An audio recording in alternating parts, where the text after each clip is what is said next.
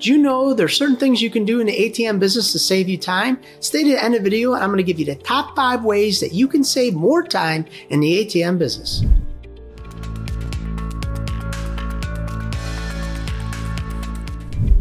Hi, I'm Phil from PDQ Merchant Enterprises and the ATM Mastermind group page, and I help hundreds of aspiring ATM business owners go from 0 ATMs to ATM Business Pro in as little as 30 days.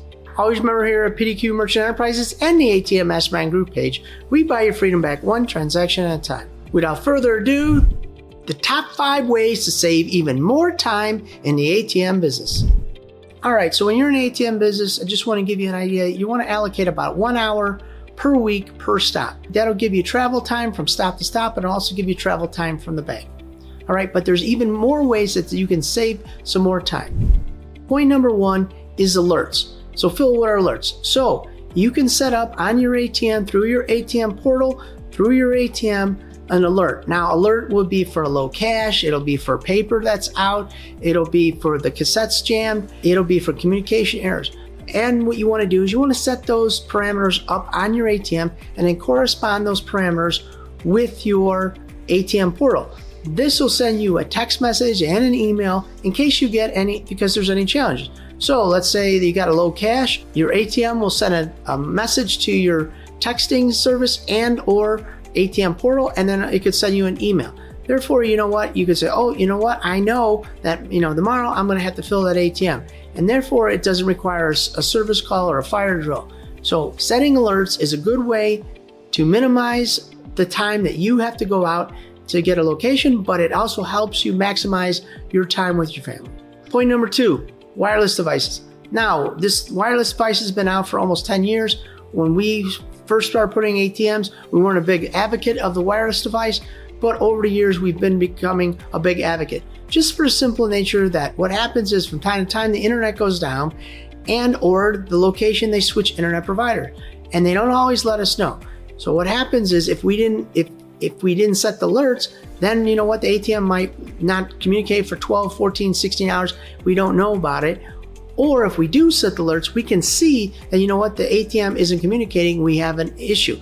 But what we chose to do many years ago is put majority of our ATMs on the wireless device, or basically it's a cellular device that goes inside your ATM. Just for a simple reason is we don't want any calls on Friday night, because it seems like all our internet providers always switch Friday. On Friday night or Saturday that your ATM is down, and now we spend half the day trying to figure out, okay, they were on this, maybe let's call it AT&T, now they went to Comcast. Oh, guess what? They don't have any ports in a router. Now I have to get a switch to do this. So just eliminate all that by going to wireless. It saved us a tremendous amount of time. So if you're thinking about starting your own ATM business but didn't know where to start, stay to the end of the video and I will share with you our checklist on how to start the ATM business the right way, even if you have 0 experience in business. In this checklist, I'll share with you the 5 things you need to start a profitable ATM business so you can build a passive income source for your family. You'll have a clear roadmap towards ATM business success so you can earn between $250 and $1,500 of passive income every single month. All right, let's get back to the video. Point number 3, managing your cash. This is a big one. This will always help you. So what we like to do is set a couple extra days of cash. So when you're looking at your ATM, you should decide, or you could figure out how much cash you go through. Is it $500 a day? Is it $1,000 a day? Is it $200 a day? And then you can gauge how many days you're out. What I like to do is I like to pad those days by 2. Some ATM providers or portals will actually forecast your cash to let you know how many days until it's empty. Others will not. But a simple way to do that is just take your cash, divide it by 7, and then add 2, and that'll give you an estimate of how much cash you need to load on a weekly basis or a bi-weekly basis. And always build yourself in just a little cushion to get past the next period. So if you're looking at filling every 7 days, you want to get to 9. If you fill out every 14, try to get to 16. That'll help you guys minimize the time you have to go to the location and maximize your time with your family. Number 4, this is a silly one, but an easy one. When you guys are filling your ATM, just open up the top and check for your paper. I don't know how many times you're gonna, we get a call that, the paper's out. We can see it on alerts, but we also get a call that the paper's out. Now, most of the ATMs will work without the paper in there. However, store owner will call and say, hey, the paper's out. And then you know what? Now you have to make a decision. Do I want to go out or do I not want to go out? It's just paper. In paper usually lasts you about anywhere from 4 to 6 months. So do yourself a favor. Every time you fill the ATM, just check the ATM, see if the paper's low. And if it's getting low, just swap it out and it'll save a lot of time. You're already there.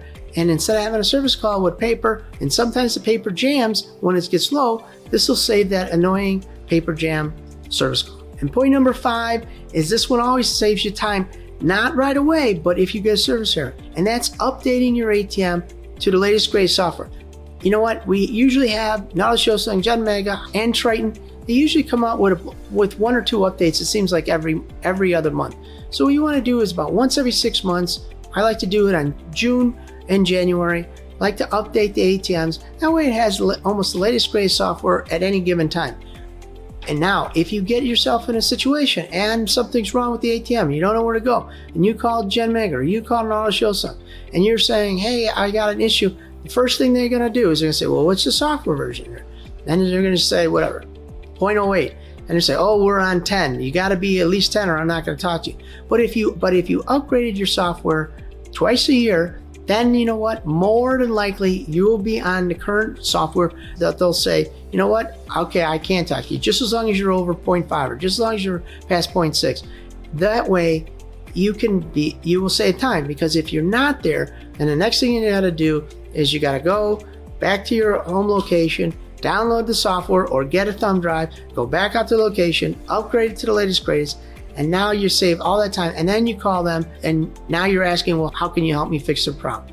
But all that, you're saving all that time going back and forth. So upgrade your software twice a year. This will save you guys a lot of time.